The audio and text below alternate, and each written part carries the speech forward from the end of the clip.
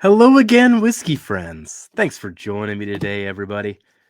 Today we have a brand called Hirsch, who you may or may not seen before. This brand is one that's confused the heck out of me in the past. This is the first bottle of it I have ever had, but man, you are going to learn why this is the one that's going to be my first one. But we're going to break it down a little bit in terms to why I pulled the trigger on this particular one, maybe why I've held back on others, why I've been skeptical or why I've been confused, and maybe you feel the exact same. So let's break it down together, break down what I found on this single barrel, and maybe it opens up your eyes on what Hirsch can offer. Thanks for joining me, everybody. Let's kick off the show.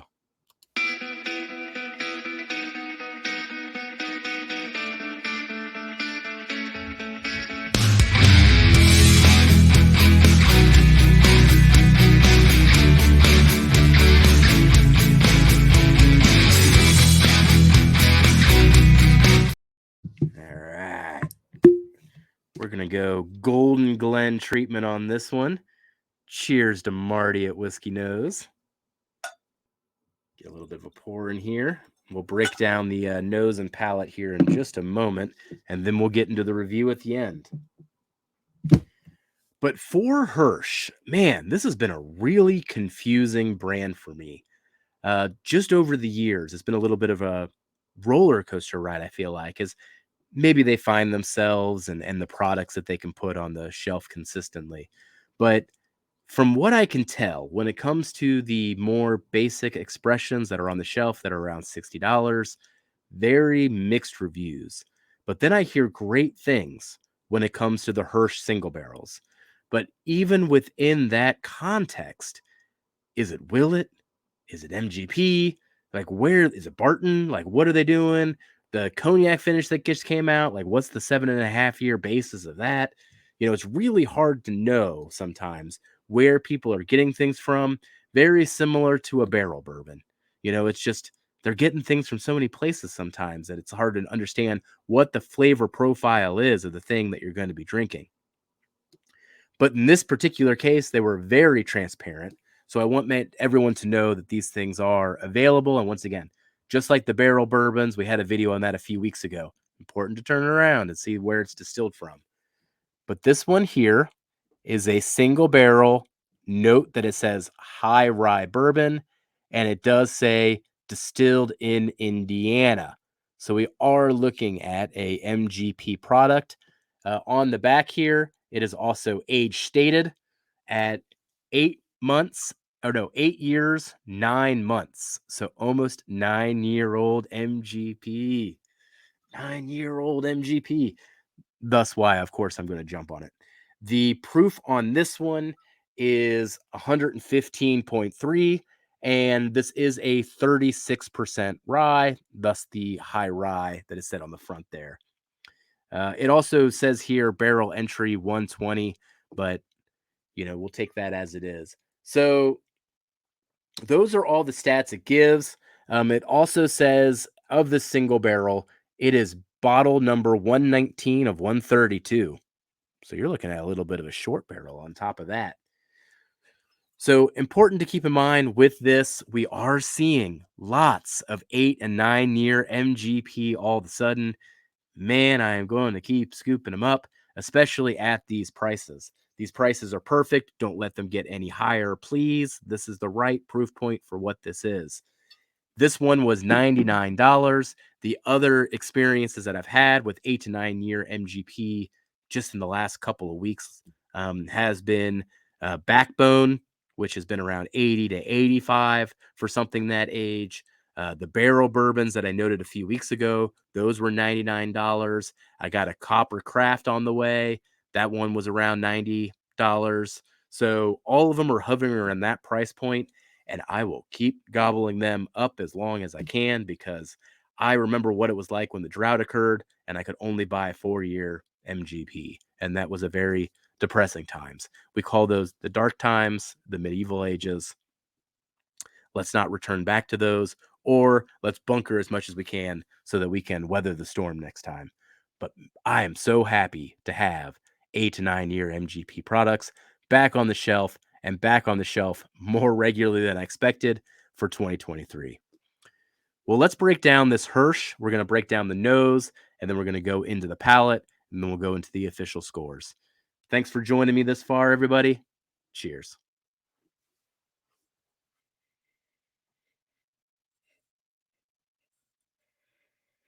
Oh, man. So, on the nose, everything I love about MGP. I wouldn't say it blows me away, and even for being 9 years, it doesn't give a layer of oak that I would hope for. On this particular one, if you are looking to break down your MGP flavor profiles, this one leans more butterscotch than it does cherry. So it does go into that butterscotch lane.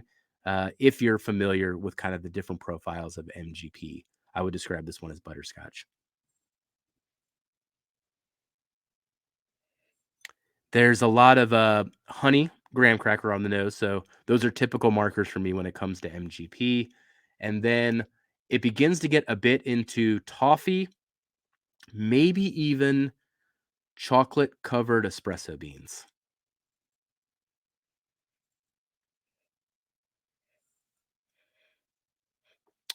We could then go through a myriad of baking spices. There's a little bit of spiciness at the back end of that, but I think the predominant things are what I've already said.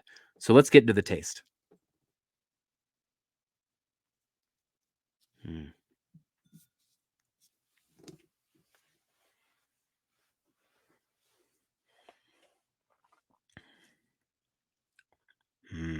Man, I love MGP, but we'll break this one down anyway. Up front, very flavorful and everything I want from the mouth feel. I mean, it's just nice. It's viscous. It's oily. It coats everywhere.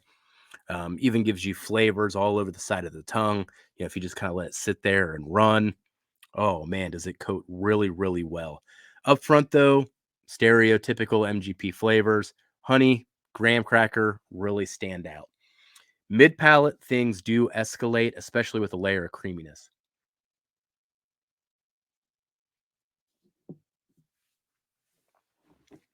Mm. So on mid palate, this is a note. I don't know if I've gotten it this fully before, but it just kind of goes for how rich and dense this note feels. It is like a butterscotch ice cream.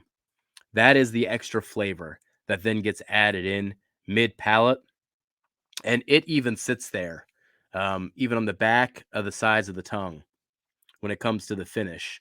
That flavor lives on, and I love that flavor quite a bit. Butterscotch ice cream. Mm-mm-mm.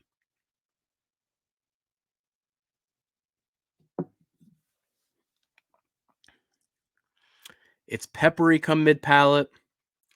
There's definitely a layer of baking spices again. We can go through the cinnamon, we can go through the nutmeg. You just got a whole myriad of spices there with that pepper. And all of these linger on into the finish. The finish does bring maybe a layer of some fruits. They're going to sway towards an appleish zone, not getting a whole lot of, say, cherry, maybe a fruit jam, but it be more a medley of fruits. Nothing that is completely distinguishable to me.